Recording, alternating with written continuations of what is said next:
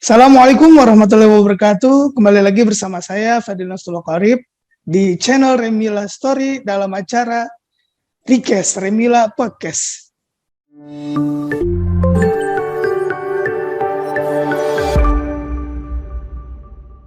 Pada kesempatan kali ini telah bersama dengan saya seorang muda dari Jogokarian, tepatnya di Yogyakarta. Kalau boleh tahu langsung aja kali ya, kita memperkenalkan diri aja kali ya. Assalamualaikum Mas Syafiq. Waalaikumsalam warahmatullahi wabarakatuh. Gimana kabarnya Mas Syafiq? Alhamdulillah. Alhamdulillah sehat ya. Keluarga juga aman ya, sehat? Alhamdulillah. Mungkin sebelum kita obrolin lebih jauh nih Mas Syafiq ya, mungkin Mas Syafiq bisa memperkenalkan diri dulu kali kepada penonton, biar para penonton nih juga kenal siapa yang kita ajak bicara gitu. Kenalan ya? Oke, Iya, bismillahirrahmanirrahim. Ada pepatah istilah, kalau misalnya nggak kenal, maka ta'aruf. Ya. Jadi izinkan saya teman-teman semua untuk mentaarufkan diri saya. Perkenalkan, nama saya Muhammad Syafiq Hamzah. Teman-teman boleh panggil saya Syafiq. Saya bertempat tinggal di Jogokarian. Jogokarian itu di mana? Di sebuah kampung di kota Yogyakarta paling selatan. Nama kampungnya adalah Kampung Jogokarian. Di sana saya ada sebuah masjid bernama Masjid Jogokarian. Alhamdulillah saya bertempat tinggal tidak jauh dari sana. Gitu. Oke, Mas Syafiq ya. Saya manggilnya Mas Syafiq aja ya. Boleh. Ya. Saya takutnya kalau di sini kan biasa manggilnya abang ya, bang Syafiq gitu. Tapi ya karena ini kita berbicara dengan wong Jowo gitu ya, manggilnya yuk Mas Tok aja lah. Gitu. Oke, Mas Syafiq, alhamdulillah. Di Yogyakarta gimana kondisinya? Udah mulai kembali normal lagi atau masih ada kayak penutupan jalan gitu? Alhamdulillah udah normal sih. Udah normal.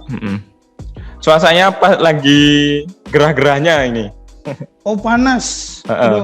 Tapi di sini malah hujan mulu di sini siang. Iya, di sana panas gitu ya kondisinya. Ya, lagi gerah-gerahnya. Oh, tapi alhamdulillah udah mulai normal lagi ya.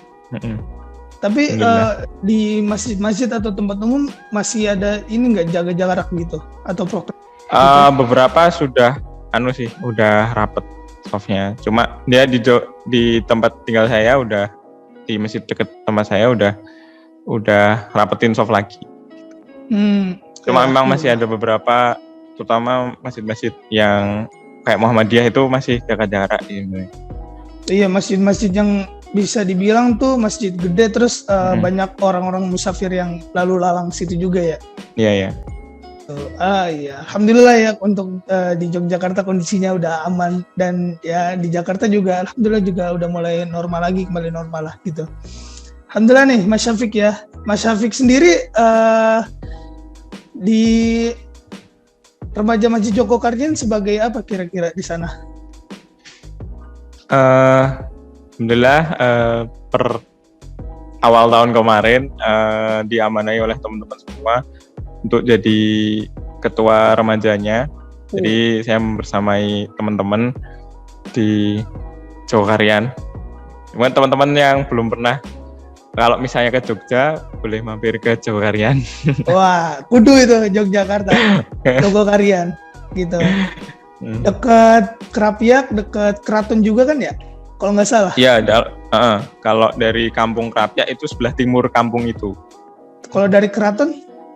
Kalau dari Keraton itu masih ke selatan, kira 2 km lah, 2-3 km.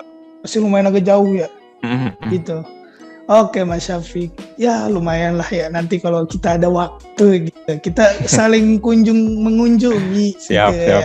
Alhamdulillah nih Mas Syafiq ya, pagi hari ini kita bisa bertemu nih, walaupun online ya, sebenarnya kita pengen buat offline nih, biar kita kenal lebih jauh lagi gitu. Buat ketemu sama Mas Syafiq atau mungkin sama teman-teman remaja masjid yang ada di Jogokarian juga gitu, biar bisa saling kenal gitu kan, saling membangun ukhuwah juga di sini Gitu. Oke, Mas Syafiq ya. Berarti Mas Syafiq ini posisinya kalau di remaja masjid sebagai ketua remaja masjidnya, gitu. Sebagai ketua remaja masjidnya. Ya, Nah, kalau dilihat-lihat dari ini ya, dilihat dari berita atau mungkin dari Instagramnya, kayaknya remaja Masjid Jogokarian lagi ngebangun ini ya, apa sih, program pasar apa namanya? rakyat. Pasar rakyat. Gitu. Itu untuk pasar rakyat sendiri emang diadainya setiap pengen Ramadan doang atau emang apa sih namanya tuh setiap bulan itu emang ada? Jadi itu sebenarnya, jadi cerita dulu nih Mas ya. Oke, siap. Saya mendengarkan. Jadi teman-teman semua dari di Jogokarian ini sedang lagi fokus untuk ada program namanya Pasar Rakyat Jogokarian. Nah, sebenarnya awal mula kegiatan ini diadakan itu sebenarnya untuk memeriahkan 17 Agustus tahun lalu. 17 Agustus? Karena ini eventnya kan dari Agustus. Oh, udah lama berarti ya? Ya, dari udah hampir setengah tahun lebih gitu. Dari Agustus kan. Nah, itu untuk memeriahkan kemerdekaan. Suasana kemerdekaan. Nah, karena kami itu basicnya adalah masjid, jadi membangun semangat kemerdekaan itu dengan yuk kembali sholat berjamaah di masjid. Nah, karena kampanyenya seperti itu, jadi butuh stimulus-stimulus atau hal-hal yang menarik untuk para warga itu supaya semangat lagi berjamaah di masjid. Nah, jadi waktu dulu awal-awal itu siapapun yang sholat berjamaah di masjid Sabtu dan Ahad, jadi 5 waktu dari subuh, duhur, asar, maghrib, isya, itu nanti dapat voucher belanja. Berapa tuh voucher belanja? Kalau subuh itu 10.000. Oh, jadi tiap hitungan sholat misalnya dia sholat jamaah di masjid dapat voucher 10.000 gitu. Itu kalau subuh, kalau selain subuh 5.000. Jadi nominal subuh emang agak gede. Oh beda, iya dikhususin dong. Iya betul. Nah nanti di setiap hari Sabtu dan Ahad itu, di Sabtu dan Ahad juga itu nanti ada pasar rakyat. Nah sebenarnya pasar rakyat ini pedagangnya itu juga UMKM atau pedagang-pedagang binaan masjid. Jadi memang ada beberapa warga yang mungkin sempat kesusahan dalam berjualan di masa pandemi, itu kita bantu dengan cara seperti itu. Jadi nanti pedagang dapat voucher nih, kan orang beli pakai voucher, nanti vouchernya itu ditukarkan dengan uang. Oh, dapat imbalannya juga gitu ya? Jadi kayak istilahnya kalau kesannya itu masjid mentraktir jamaah. Bukan UMKM-nya ya? Oh gitu. Tapi emang ini ya apa sih namanya, kalau kayak gitu tuh emang dari masjidnya langsung yang buat kegiatan tersebut atau emang beda unit kayak RMJ gitu yang buat? Kalau itu memang dari takmir langsung. Jadi itu memang inisiatif dari takmir. Kan di takmir itu kan sebenarnya ada beberapa bidang. Misalnya kalau ibaratnya pemerintahan itu kan ada presiden, itu ada beberapa menteri. Nah, jadi seperti itu. Tapi kalau di Jogokarian itu kurang lebih hampir ada 20 lebih bidang. Itu untuk yang di takmir masjidnya? Takmir masjid. Ada bagian misalnya ada bagian peribadatan, ada bagian keremajaan untuk anak-anak, untuk bapak-bapak muda, untuk ibu-ibu muda. Kemudian nanti ada pusat kesehatan masyarakat. Nah, kalau yang akhir-akhir ini yang baru saja dibentuk itu namanya Biro Ekonomi Jamaah. Itu emang buat khusus untuk ekonomi yang di jamaah gitu ya? Itu untuk pemberdayaan peningkatan ekonomi di jamaah. Ibaratnya menteri ekonominya masjid gitu. Oh, baru dibangun tuh ya? Ya, itu tahun 2019. Masih baru ada. Ya. Jadi memang target. Jadi kalau di Jogokarian itu mereka dalam bidang itu mereka punya misi dakwah sendiri-sendiri gitu. Ibaratnya seperti itu. Misalnya Biro Ekonomi, mereka berdakwah ya dengan cara ada yang kaitannya dengan ekonomi atau pendapatan masyarakat seperti itu. Nah, banyak seperti yang tadi tak ceritain di pasar rakyat, itu memang banyak orang-orang yang mungkin awalnya nggak terbiasa untuk sholat di masjid, tapi karena ada iming-iming tadi, mereka mungkin berharap itu, tapi yang penting adalah pembiasaan itu. Oke. Itu nilai dakwahnya. Oh, ada nilai plusnya lah ya dari situ ya. Walaupun emang iming-imingnya sama masjid tuh dapat voucher gitu. Dan nanti vouchernya itu berarti vouchernya itu ditukerin ke pihak masjid, nanti dapat ini ya, apa imbalan gitu dari masjid gitu ya. Jadi gini, misalnya nih, saya Mas Fadil. Iya. Mas Fadil sholat jamaah di Masjid Jawa Karian. Nanti setelah sholat dikasih voucher. Nah, voucher ini bisa untuk belanja di pasar rakyat Jawa Karian. Ke pedagang-pedagang. Nggak perlu pakai uang berarti? Nggak perlu, tapi itu misal senilai voucher itu. Misalnya vouchernya 10.000 tapi harga makanannya 15.000 ya tinggal tambahin cash 5.000 gitu. Oh iya. Nah nanti kan pedagangnya dapat voucher nih. Nah setelah mereka selesai berdagang, beres-beres, tukerin voucher tadi sama uang cash gitu. Oh berarti emang nih apa tadi itu pasar rakyat itu emang tadinya emang di Sabtu Minggu doang gitu, kayak pasar sore ya bahasanya di sana. Di Sabtu Ahad, iya. Sabtu Ahad. Itu Sabtu Ahad doang. Itu awalnya itu memang di bulan Agustus untuk memeriahkan 17-an. Nah, tapi ternyata setelah lihat-lihat animonya semakin tinggi. Makanya event ini terus dilanjut, tapi untuk pembagian voucher itu cuma dikurangi intensitasnya karena animonya tinggi. Karena kalau misalnya tiap Sabtu Ahad ya nanti juga kacau juga. Tapi tetap dibagi itu setiap Sabtu dan Ahad subuh. Tetap ada ya, tetap ada. Dan eventnya dari subuh, startnya itu setelah sholat subuh sampai jam 9 pagi. Oh, berarti untuk pasar rakyat ini emang udah berjalan lumayan agak lama ya gitu, karena emang dari masyarakatnya pun juga banyak yang ngedukung juga, maksudnya tuh rame gitu, jadi dari situ rame, maka ditetepin nih ya buat pasar rakyat ini diadain tiap hari ya, tiap Sabtu Ahad doang berarti. Terus untuk yang sekarang ini kan udah mau masuk Ramadan ya, itu yang buat Ramadan itu emang tetap di Sabtu Ahad doang atau dijadiin tiap hari?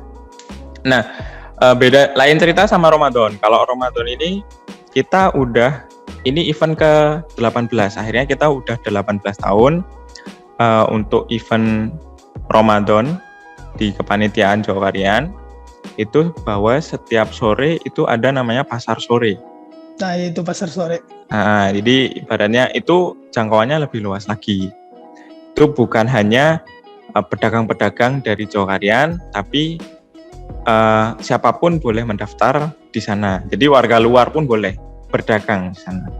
Oh gitu. Itu emang untuk pasar sore dibukanya emang dari abis asar gitu ya? Sampai ya, maghrib karena doang? Pas bulan puasa aja sih. Pas bulan puasa doang? Berarti untuk yang pas bulan puasa itu dibuka tiap hari tuh sampai lebaran? Ya, dari awal lebaran sampai nanti malam takbiran gitu. Hari terakhir Ramadan. Oh, dan setelah lebaran itu balik lagi seperti semula kayak Sabtu Ahad lagi atau tetap berjalan gitu? Insya Allah akan dilaksanakan lagi. Cuma mungkin nanti dipending dulu karena kan mungkin Syawal mungkin pada mudik. Mungkin setelah Syawal lah. Mudik ya? Ada yang mudik juga? Ada mudik ya. Kalau di Jakarta banyak sih yang mudik karena emang pendatang semua. Iya. Justru malah sepi ya Jakarta ya kalau. Iya. Makanya gitu. Oh alah. Itu program bulan Ramadan ya? Gitu ya. Itu yang buat pasar rakyat itu. Selain dari pasar rakyat itu, program unggulan Masjid Jawa Karian apa aja sih? Jadi sebenarnya fokus kalau ditanya program unggulan, sebenarnya kalau dari Masjid Joharian itu program unggulannya itu sholat berjamaah. Itu program unggulan? Iya, tapi untuk memobilisasi orang untuk mau sholat berjamaah itu bervariasi. Nah, seperti tadi ada contohnya pasar rakyat itu salah satu cara untuk menarik ibarat undangan. Jadi undangan orang sholat berjamaah itu gak melulu soal adzan gitu. Oh, ada undangan khususnya ya? Kemudian ada lagi dari nanti kan kita sebenarnya kan ada takmir, ada DKM. Nah, kemudian kan ada pengelola zakat, kan namanya Baitul Mal. Baitul Mal. Nah, Baitul Mal itu kan itu ada programnya juga. Itu bagi jamaah dengan pendapatan menengah ke bawah itu setiap sebulan sekali ada namanya pengajian sembako. Pengajian sembako ngapain? Jadi orang itu nanti dikasih sembako. Ngikutin ngaji dulu baru dapat sembako gitu. Undangannya, jadi misalnya nih, mereka dapat undangan plus kupon. Jadi dalam lembaran itu undangan dan kupon. Nah, undangannya adalah sholat maghrib berjamaah, kemudian dilanjut pengajian, dilanjut sholat isya berjamaah, pulang bawa sembako. Dari asar berarti ya? Dari maghrib. Dari maghrib. Jadi setidaknya ada ajakan sholat berjamaahnya. Jadi makanya setiap kegiatan sebisa mungkin kita benturkan dengan waktu sholat supaya memaksa orang untuk sholat berjamaah. Jadi seperti itu. Oh, kirain misalnya kayak pasar rakyat itu kan dimulai dari subuh. Orang yang jarang sholat subuh ya terpaksa sholat subuh, hanya mungkin anak awalnya dapat voucher itu tadi. Oh gitu. Kirain mah ini ya, apa sih untuk yang kegiatan itu kan biasanya kalau kegiatan kan minimal ya, jangan sampai bentrokan sama azan. Ini emang bener sengaja dibentrokin sama azan ya? Oh, emang niatnya itu biar kalau udah azan ya ditunda dulu bentar, sholat, habis itu lanjut lagi gitu ya? Penggiringannya seperti itu. Oh gitu. Kirain mah emang gara-gara begitu tuh sengaja dibentrokin sama azan gitu, tapi ternyata kegiatannya ditunda dulu gitu buat sholat. Benar-benar. Selain dari apa tadi itu program unggulan itu yang sholat jamaah apa lagi dah yang di sana? Itu sih kalau untuk program unggulan. Tapi kalau misal ditanya program unggulan karena memang karena saking banyak kegiatannya jadi bingung kalau misalnya mau bilang unggulan itu yang mana, karena semua ada keunggulannya masing-masing di target ibaratnya target market dari dakwah itu sendiri. Karena kan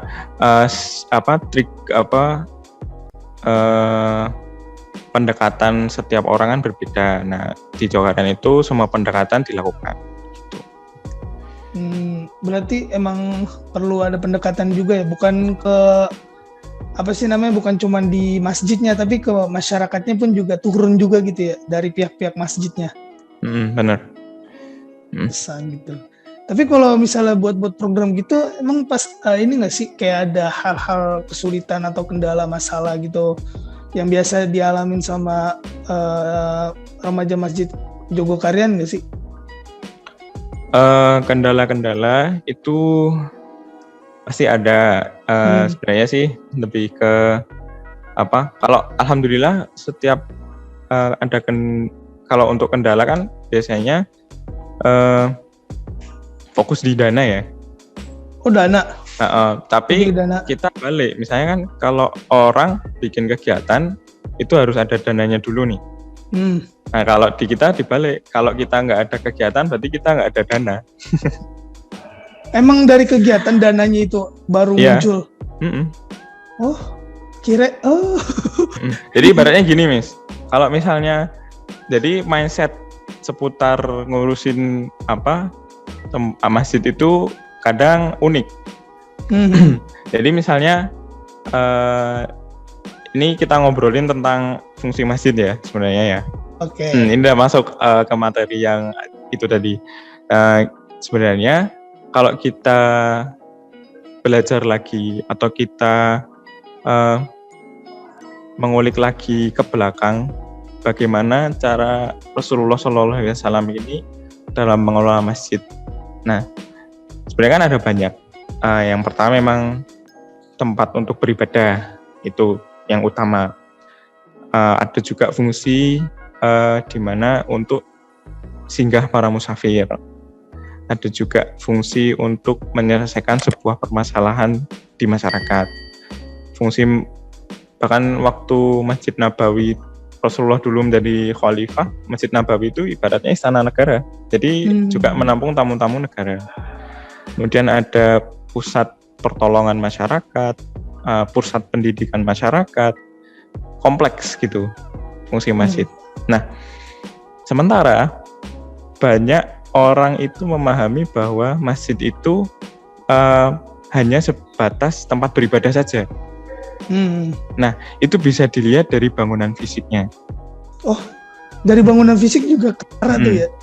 Bisa terlihat bagaimana pola pikir kepengurusannya. Jadi misalnya, karena tadi masjid sebagai tempat sholat, pasti masjid hanya dibuka saat sholat. Setelah sholat, semua lampu dimatikan, pagar dikunci rapat. Iya, takut ada maling kotak amal ya, itu. Takut ada maling. Nah, di Jokarian alhamdulillah dari dulu nggak pernah ada pagar. Emang nggak ada pagar? Sengaja. Gitu. Oh. Nah, karena apa? Karena cuma dipakai waktu sholat aja. Nah, itu jadi kan kalau misalnya nih ada setiap kita sebagai muslim sedang melakukan perjalanan, traveling atau mungkin safar, itu kan pasti yang kalau pengen mampir ke masjid. Yang kepikiran pertama nih ke masjid kan. Nah, kalau misalnya kita mampir di sebuah masjid kemudian masjidnya tutup dan pengurusnya belum waktunya sholat jadi belum dibuka, nah itu berarti kan tidak melaksanakan fungsi masjid seperti yang dicontohkan oleh Rasulullah. Iya betul. Nah, jadi kadang saya kalau misalnya ditanya apa bedanya masjid sama musola, itu mungkin ini pertanyaanku ke Mas Fadil. Bedanya masjid sama musola apa? Masjid itu biasanya jangkauan tempatnya itu lebih luas dibandingkan musola gitu. Tapi kalau secara bahasa masjid sama musola sama-sama tempat buat sholat gitu, tempat buat sholat, buat ngaji, buat kegiatan-kegiatan yang berkenaan dengan peribadatan lah pastinya. Nah, yang jawaban yang kedua tuh udah mendekati yang benar tuh. Wah. Jadi tapi kadang saya tanya ke banyak orang apa bedanya fungsi masjid sama musola, pasti jawabannya gini, kalau masjid itu buat sholat Jumat, tapi kalau musola tuh nggak buat sholat Jumat. Iya. Di kampung-kampung seperti itu, banyak di kampung-kampung itu seperti itu. Nah, sementara kalau kita tengok fenomena sekarang itu banyak banget, misal nih aula-aula luas yang dipakai buat sholat Jumat. Ya misalnya rukun-rukun sholat Jumat kan cuma paling nggak ada 40 orang nih. Iya, 40 orang. Berarti kalau misalnya di suatu tempat ada 40 orang atau lebih bisa dilaksanain sholat Jumat kan. Yang penting ada khotib, yang penting ada muadzin, ada imam. Iya, cukup. Nah, cukup. Nah, kalau misalnya ada sebuah masjid kalau dipakai hanya untuk sholat, ya berarti dia musola. Oh, cukup itu. Karena, jadi kadang itu secara tidak langsung pencemaran nama baik buat masjid sendiri. Tanpa disadari ya. Tanpa disadari. Karena fungsinya hanya untuk sholat. Iya. Sementara kalau karena terus masjid itu yang seperti apa? Seperti yang diajarkan Rasulullah tadi. Nah, karena tadi fungsinya banyak nih. Kan ada tempat sholat, ada Nah, itu juga suatu kalau kita pakai pemikiran pedagang ya.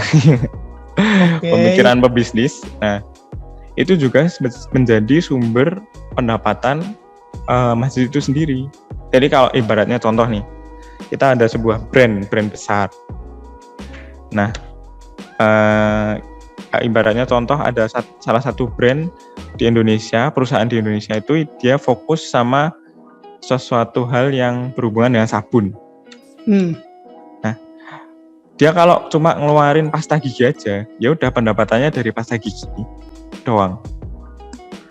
Nah, tapi ternyata perusahaan ini dia punya produk pasta gigi, ada bukan sabun mandi, kemudian ada sabun cuci piring, kemudian ada sabun apa lagi. Nah, pasti pendapatannya lebih banyak kan? Lebih luas.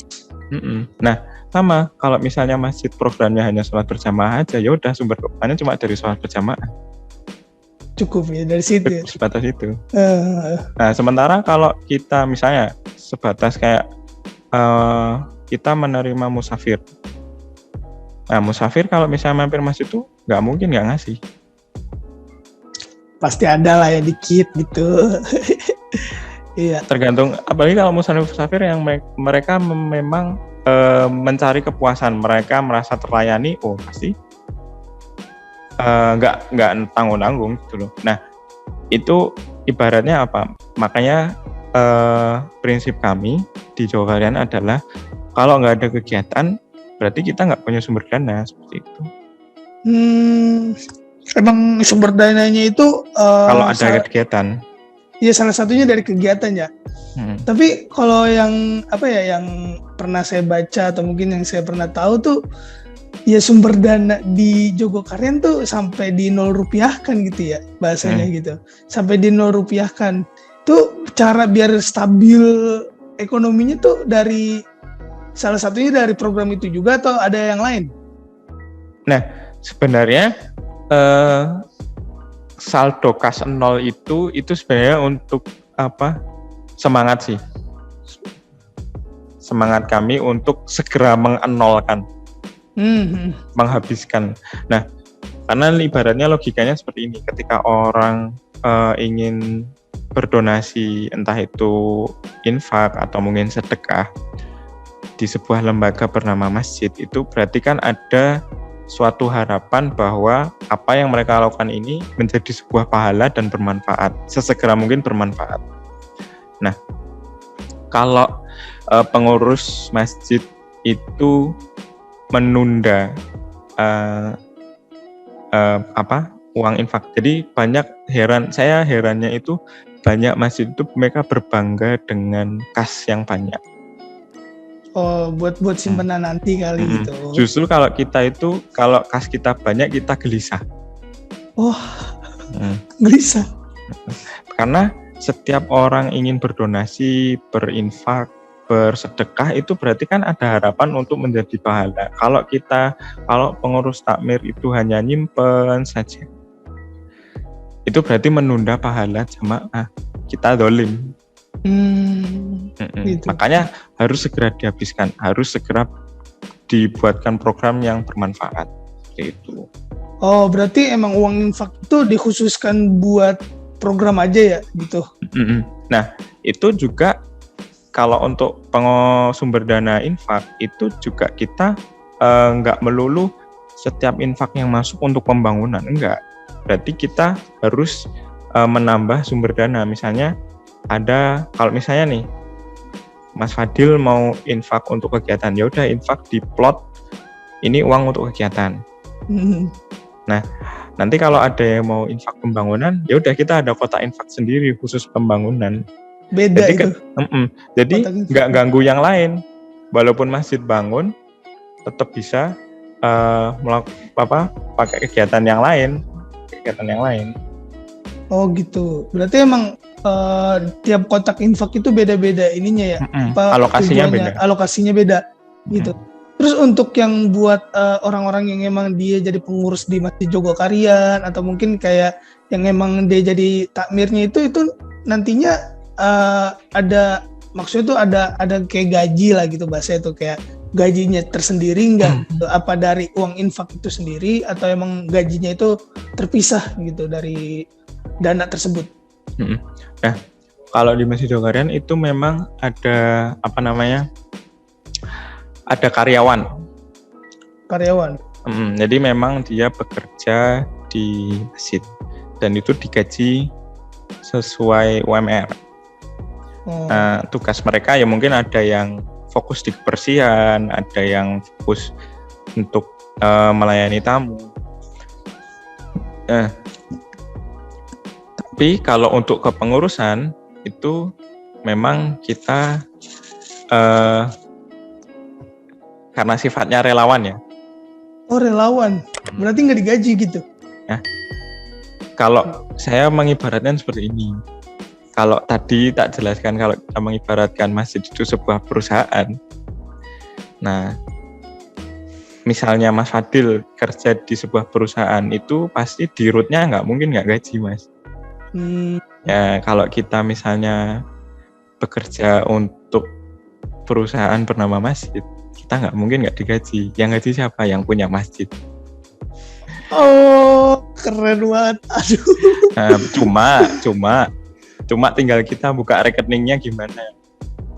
Mungkin ada yang buka rekening melalui bisnis, ada yang buka rekening melalui jadi guru, ada yang buka rekening jualan, yang buka rekening jadi dosen.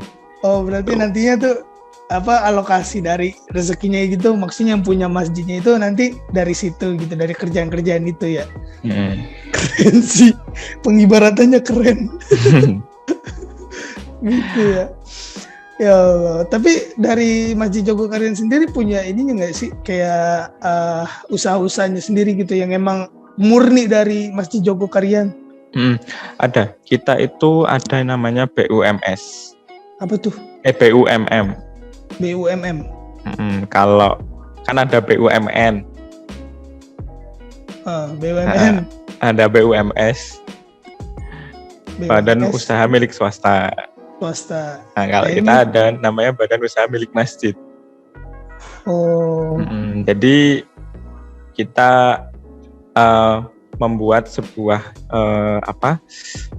role model sebuah masjid yang sudah tidak bergantung dengan infak jamaah dalam pembiayaan akomodasi kegiatan masjid. Misalnya kan masjid kan, apalagi kan itu bentuk bangunan ya, pasti kan butuh listrik, biaya air dan sebagainya. Nah, karena kita punya BUMM ini, setidaknya kita sudah tidak bergantung dengan jamaah untuk bayar listrik atau bayar apa yang itu untuk akomodasi bangunannya.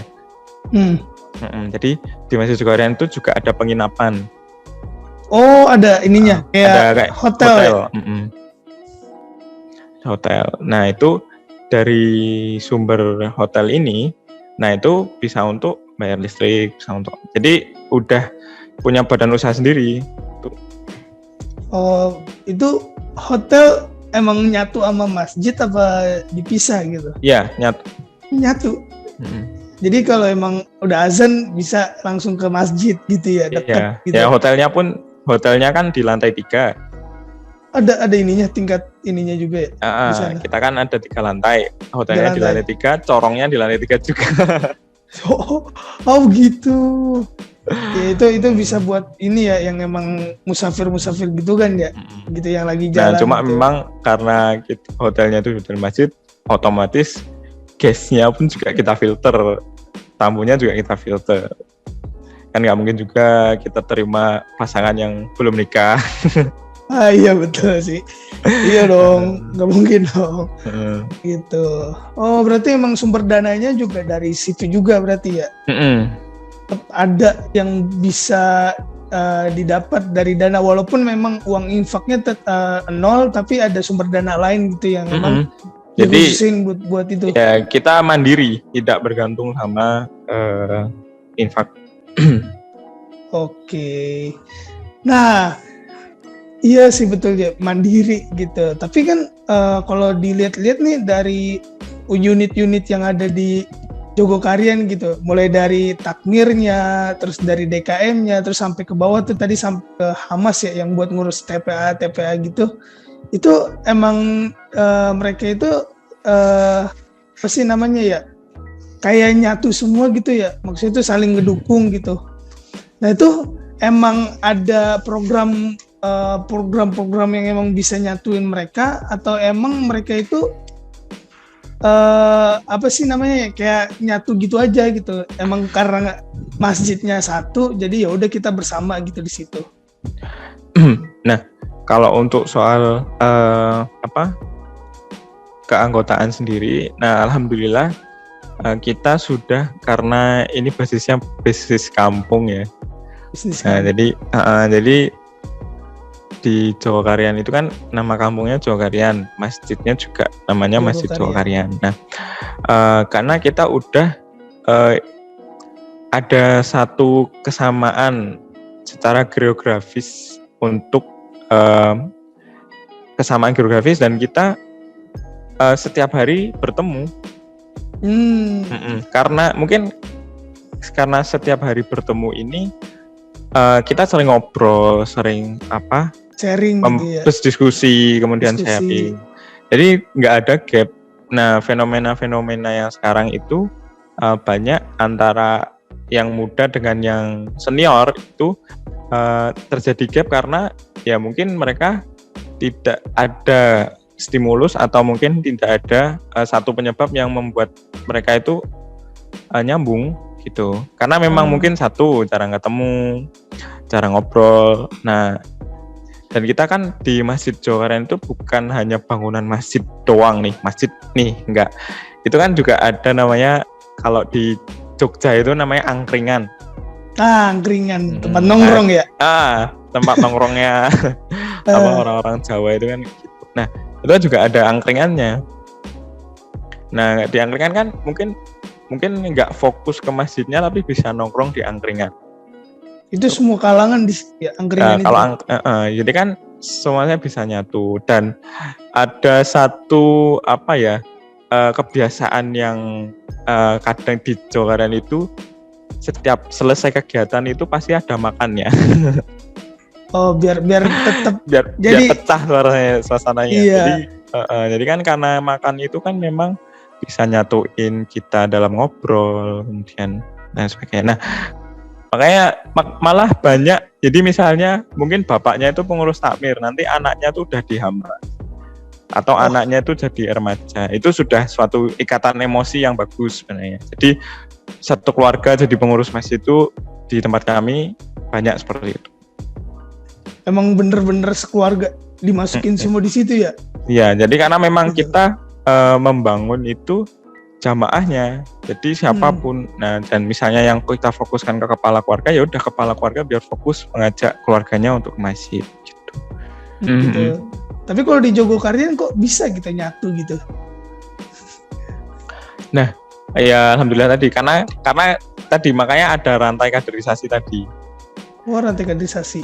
Kayak misalnya tadi ada Hamas, ada RMJ, kemudian ada Kurma, ada Uminda, itu memang kayak nggak kerasa kalau kita itu memang berjarak gitu. Nggak ada rasa jaraknya ya. Karena nggak kerasa. Jadi mungkin ya misalnya saya remaja, itu saya bercanda sama orang tua usia 50, ejek-ejekan tuh udah satu aja. Bukan berarti nggak menghormati ya, tapi iya. Jokesnya pun ada yang sama gitu loh. Ada kesamaan jokes di sana itu. Karena tujuannya memang itu tadi memakmurkan masjid. Kemudian ada satu visi, ada satu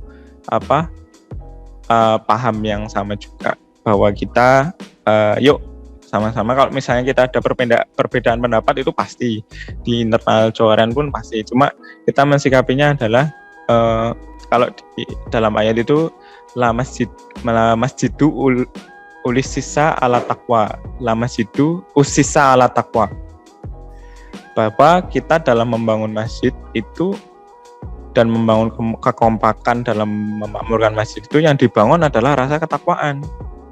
Bukan pribadi masing-masing. Bukan la masjidu usisa ala baper. Oh iya, biasa kadang kalau udah bercanda suka kelewatan gitu, baper gitu ya. Karena kadang memang seperti ini, mungkin istilahnya kalau di kampung ya, mungkin kalau di Jakarta kan jarang. Kalau di kampung-kampung di itu banyak sekali, misalnya dalam satu kampung baru berapa meter ada masjid lagi.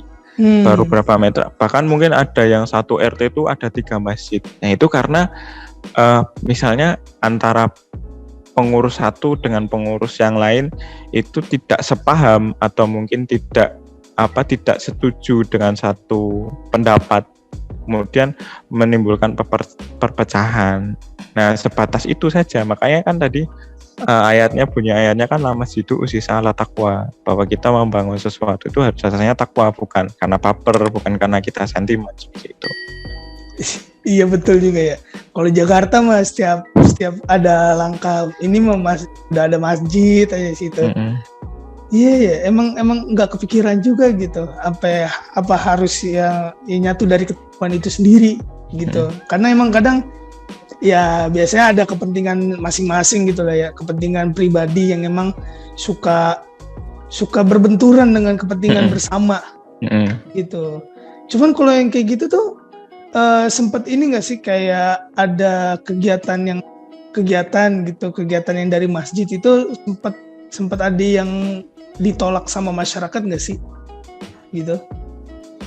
Kalau untuk penolakan ya mungkin sempat beberapa kali, misal di Jokaran itu pernah ada, ini dalam mensikapi perbedaan pendapat ya.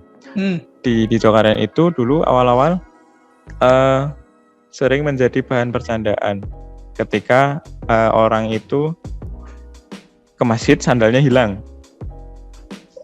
Pernah hilang juga, sering ya. Karena kan antusias warga dalam sholat berjamaah makin tinggi, maka banyak juga kasus kehilangan sandal. Makanya sering malah jadi bahan bulian waktu kalau ke masjid itu pasti sandal hilang, tapi kalau ke gereja pakai sepatu pun aman gitu. Karena kagak dilepas. Nah ini juga suatu ada pelayanan yang membuat orang itu untuk tetap berjamaah di masjid. Adalah satunya, siapapun yang berjamaah ketika sandalnya hilang, lapor ke pengurus takmir, nanti diganti dengan yang baru dan merek yang sama. Itu ya. Nah itu waktu ada pencetus program itu memang banyak pertentangan di internal. Dari dananya pasti itu ya. Karena nanti uang masjid hanya habis untuk beli sandal gitu. Waktu itu memang yang setuju baru cuma ada 4 orang melawan semua pengurusan. Wah, 4 lawan. Tapi itu jangan jadi sebuah alasan untuk program itu nggak berjalan. Nah, caranya memang jadi kalau kita mengistilahkan pemimpin itu ujung tombak dan ujung tombok. Tombok itu dana talang. Jadi misalnya belum ada modal, pakai modal itu. Dari namanya tombok kalau istilah Jawa. Kalau istilah Jawa itu. Nah, jadi dari 4 orang yang setuju tadi itu berunding, berdiskusi. Nah, karena waktu itu 4 orang itu termasuk ayah saya sebenarnya yang setuju. Nah, karena waktu itu nenek saya itu punya warung kelontong. Nah, saya bilang ayah saya gini, kalau sandal yang hilang itu sandal jepit, nanti suruh ke warung saya. Nanti yang ganti saya. Kalau misalnya sandal yang hilang itu merek yang bagus-bagus, nanti ke bapak ini. Nah, jadi seperti itu. Nah, akhirnya banyak warga, banyak jamaah yang merasakan manfaatnya. Bahkan kalau misal dipikir untung rugi, bahkan 4 orang yang setuju ini pernah iuran untuk membeli waktu itu tahun 2004 atau 2005 kalau nggak salah, satu sepatu itu dengan harga 1,2. Hilang itu di masjid. Diganti merek sama baru. 1,2 juta. Itu kan 2003, 2004 apa 2005 itu. Saya masih mau SD itu. Nah, itu ya karena itu bentuk pelayanan. Betul, bentuk pelayanan. Karena dirasa manfaat, akhirnya para takmir yang tidak setuju tadi, oh iya, kalian mulai ada manfaatnya ini. Ya udah mulai sedikit-sedikit, mulai pakai uang masjid, akhirnya muncul kesetujuan karena sudah merasakan manfaatnya bersama-sama, akhirnya baru menggunakan uang kas masjid. Oke gitu. Jadi bertahap memang dalam program, dan bahkan program-program seperti itu malah tidak dimunculkan ketika rapat. Jadi karena kita sering ngobrol, sering ketemu, jadi nggak perlu rapat karena sering ngobrol, sering ketemu, sering diskusi. Jadi nggak perlu formal banget, tiba-tiba ya ngobrol aja, terbentuk jadi. Karena gitu. Bahkan itu yang unik-unik tuh malah yang bukan suasana formal. Iya. Jadi kalau formal tuh kaku banget ya. Mungkin udah dari berangkat tuh nyiapin bahan apa sampai lokasi mulai ngantuk. Iya. Sering terjadi itu. Sering terjadi. Oh gitu. Berarti emang pernah sempat ada penolakan ya untuk buat kegiatan gitu ya? Buat kegiatan, tapi kan memang ada alasannya mengapa program ini dicetuskan. Karena kan melihat dari segi manfaatnya. Ketika dirasa manfaatnya sudah meluas, baru biasanya para takmir itu mulai goyah. Oh gitu ya. Cuman ada nggak sih dari Masjid Jogokarian tuh ngebuat ini program yang emang kekinian gitu. Salah satunya kan kayak kajian online kan baru kekinian nih gitu. Itu ini nggak sih kayak disambut baik nggak sih sama masyarakat tapi terkadang tuh masyarakat ada yang emang masih pengen banget kajian offline gitu langsung gitu, kajian offline. Tapi kan kayak kemarin nih pandemi, mau nggak mau kan harusnya kan harus online gitu ya. Nah itu buat caranya menyikapi kayak gitu tuh gimana tuh buat di Masjid Jogokarian ya? Nah karena di Jogokarian itu kan kita punya prinsip, karena kita itu pegawainya Allah dan para jamaah itu adalah tamu-tamunya Allah, customernya Allah kan istilahnya. Berarti kita kan karyawan nih, kita shopkeeper, kita cleaning service, kita apa. Berarti hal yang menjadi tugas utama adalah melayani. Nah, karena waktu pandemi itu pemahaman masyarakat itu berbeda-beda. Nah, akhirnya kita juga harus melayani semua kalangan. Bagi yang ingin jamaah online, kita juga streaming. Ada kajian streamingnya. Nah, kemudian bagi jamaah yang masih ingin sholat berjamaah dan dengerin kajian, kita tetap melaksanakan sholat dan kajian. Walaupun waktunya memang dibatasi. Beda-beda ya, terkadang. Bahkan bagi warga jamaah sendiri yang belum berani untuk ke masjid, kita tuh sempat punya channel TV. Masih berjalan tuh untuk channel TV? Kalau TV-nya udah enggak, tapi sempat berjalan, itu namanya MJTV, Masjid Jogokarian TV. MJTV. Itu itu memang jangkauannya hanya sekampung, jadi sekampung doang. Jangkauannya sekampung. Nah itu yang ingin dengerin kajian itu dulu tahun 2005-2006. Nah karena sekarang zaman udah maju, kita karena ada YouTube. Nah, bagi jamaah yang pengen dengerin kajian Jogokarian itu bisa buka YouTube. Tapi kan kalau warga, apalagi pribumi warga setempat itu kan kadang pengennya tuh kayak biasanya. Ya sudah, kita tetap melayani itu. Jadi semua kalangan kita layani. Berarti tetap ada kajian online dan kajian offline ya? Gitu, kajian offline pun yang biasanya rutin, misalnya malam apa tuh kita off-kan dulu, hanya sebatas ba'da subuh dan ba'da tarawih kalau misalnya pas puasa. Oke. Karena memang tekanan untuk masjid tutup itu sangat banyak, tapi karena itu tadi, kalau kita masjid tutup maka nanti yang susah jamaah, karena banyak banget orang itu merasakan manfaat dari masjid. Betul, apalagi itu ya Masjid Jogokarian, masjid yang gede di situ doang satu gitu ya. Apalagi waktu itu pernah disidak sama kecamatan untuk tutup. Ya bahkan sampai ketua dan wali kota dan wakil wali kota itu berkunjung ke Jogokarian itu, alasan mengapa tidak tutup. Ya alasannya kan karena itu tadi kita punya unit usaha. Ini misalnya kita ada angkringan di masjid. Dan dari angkringan itu setidaknya bisa, dari angkringan satu itu setidaknya bisa menghidupi 12 kepala keluarga. Wow. Nah, kemudian dari karyawan masjid itu setidaknya 30 orang. Nah, kemudian banyak warga itu yang dia berjualan kalau masjid pas rame. Nah itu kalau misalnya masjid tutup berarti sudah membunuh, efek kayak gitu ya. Istilahnya udah menyusahkan berapa kepala keluarga. Nah kalau kecamatan ataupun pemerintah kota mau menanggung itu semua, kita tutup.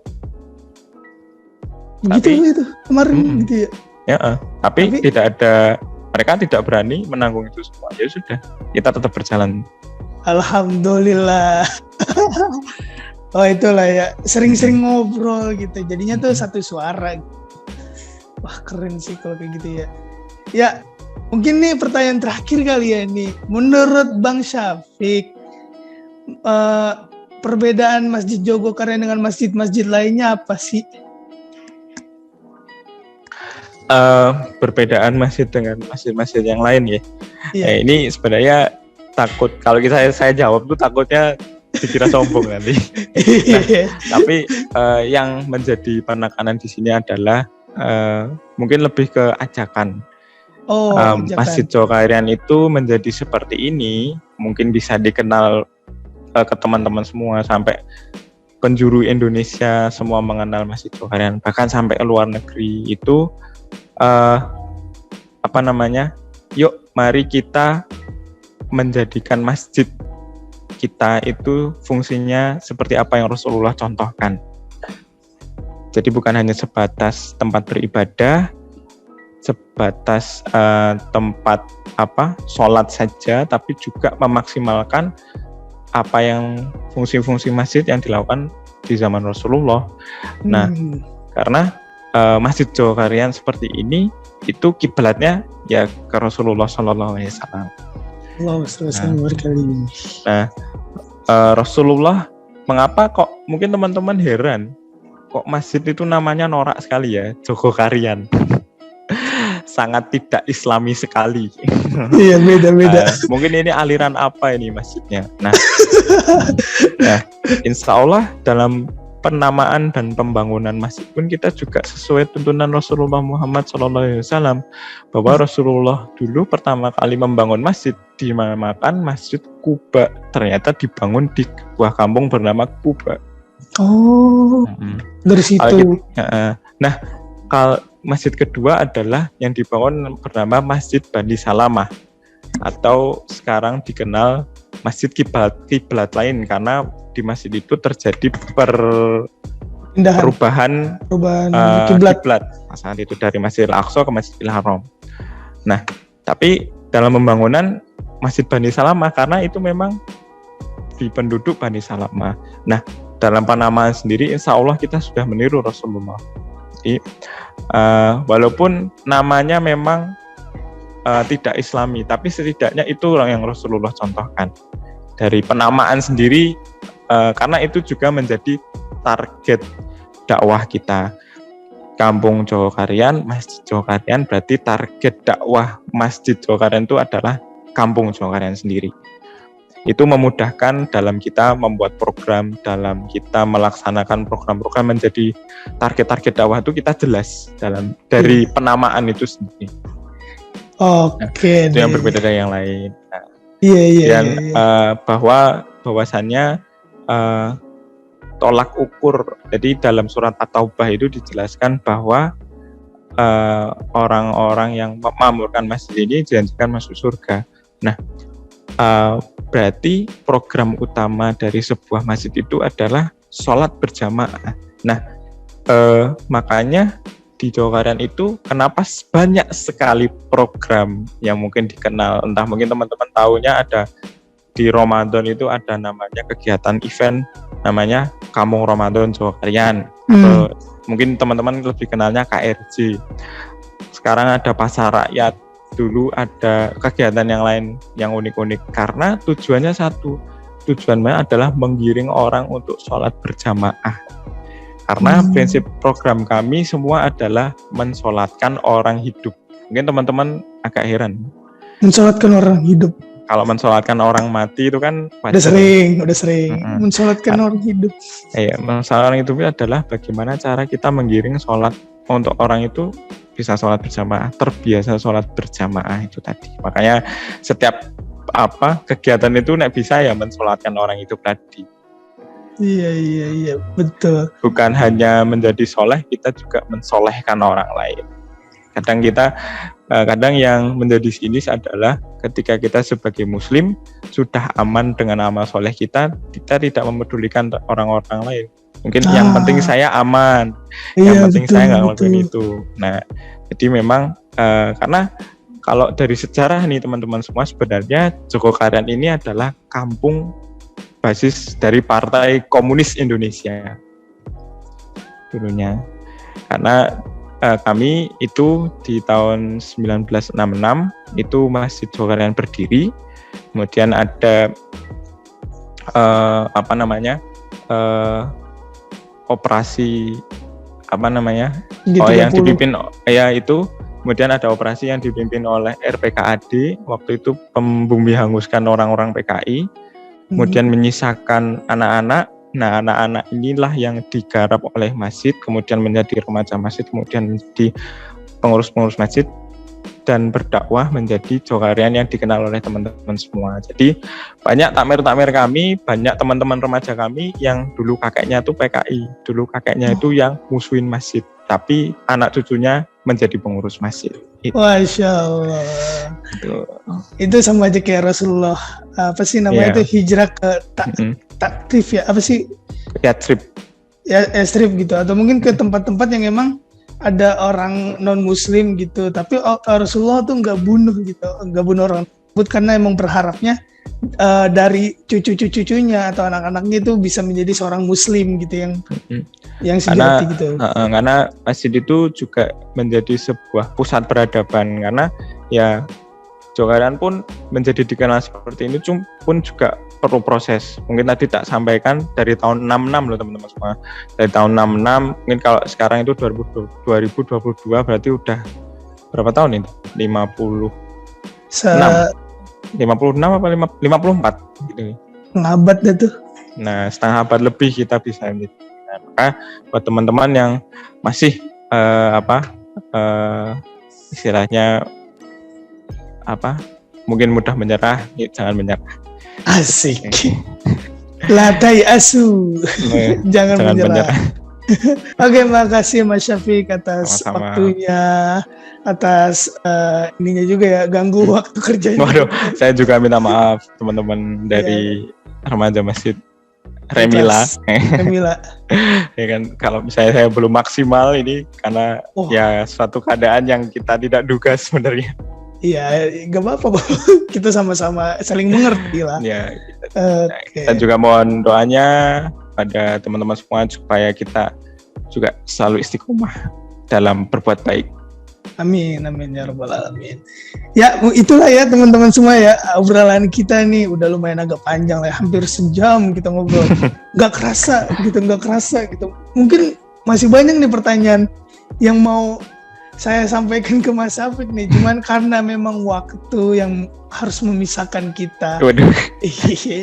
Karena memang waktu yang harus memisahkan kita. Mungkin nanti lain kali gitu, di lain waktu gitu kita ngadain obrolan lebih lanjut nih mengenai tentang pembahasan program atau mungkin cara-cara ampuh nih dari Mas Syafiq agar kita nih selaku seorang muslim itu bisa mencintai masjid dan juga bisa sering juga ke masjid. Itulah ya Mas Syafiq ya. Mungkin sebelum kita tutup obrolan kita, jangan lupa teman-teman semua untuk bisa berkunjung ke Instagram kita yaitu Remila Official, dan juga ada TikToknya Remila 1976 dan juga ada ini ya, ada di YouTube kita juga nih video ini di Remila Story. Mungkin dari Mas Syafiq bisa ini juga ya, IG Jogo Karyan. Bagi teman-teman yang mau tahu kegiatan masjid, kita ada beberapa yang bisa diakses, teman-teman bisa memantaunya. Ada di Instagram Masjid Jogo Karyan dan Masjid Jogo Karyan.id. Kita ada 2 Instagram. Kemudian kalau Facebook Masjid Jogo Karyan Yogyakarta. Kalau di Twitter @jogokaryan. Wah, lengkap. Semua medsos yang belum ada TikTok. TikTok tuh buat tuh. Aduh, kita masih memandang bahwa TikTok itu lebih banyak mudarat, jadi kita kadang yang megang harus anak muda berarti kan. Biar dampaknya juga ke anak muda juga. Gitu lah ya. Nah, itu teman-teman ya. Jangan lupa untuk subscribe dan juga di like, komen, dan share ke teman-teman kalian semua. Semoga video ini bermanfaat. Mungkin itu aja dari kita. Kita undur diri. Kurang lebihnya mohon maaf. Assalamualaikum warahmatullahi wabarakatuh. We do it now.